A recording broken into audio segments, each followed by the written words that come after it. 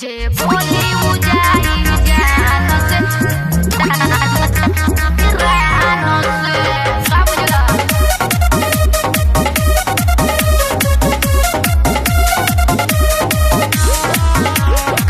हमर चक्कर चलता रानो से ऐसे देखावा ना तोपे वाला चीज के मन लसिया जाता हमार पसीज के ऐसे देखावा ना तोपे वाला चीज के मन लसिया जाता हमार पसीज के काहे चले लेते सीना तान के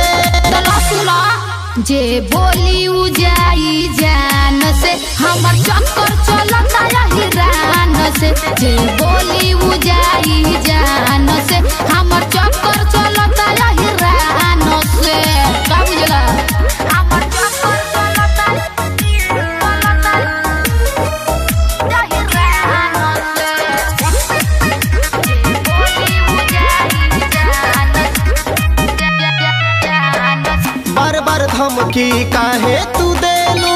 बोलाए रानी अहीर के नजर तो पड़बे करी हो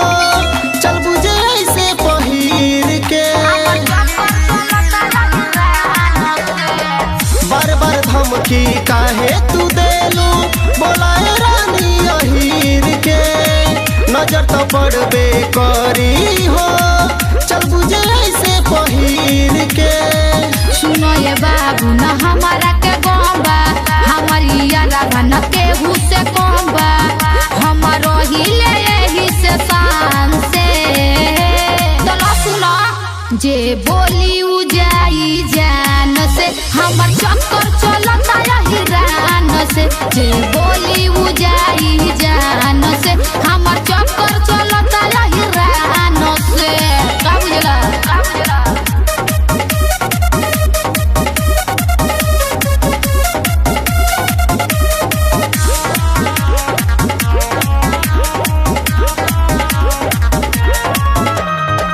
यादव जी तो खुश बाड़े ताजा ताजा फल खा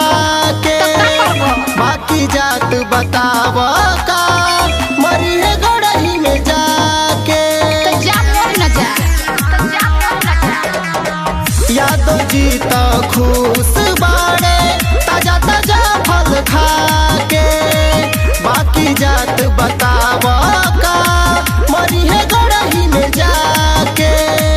सबके ठीका कले ले बानी हमही अभी तो माल तू देखो तड़प कमही बबलू चाहे ले हमके अरमान से जे बोली उजाई जान से हमर चक्कर चलता हिरान से जे बोली उजाई जान से हमर चक्कर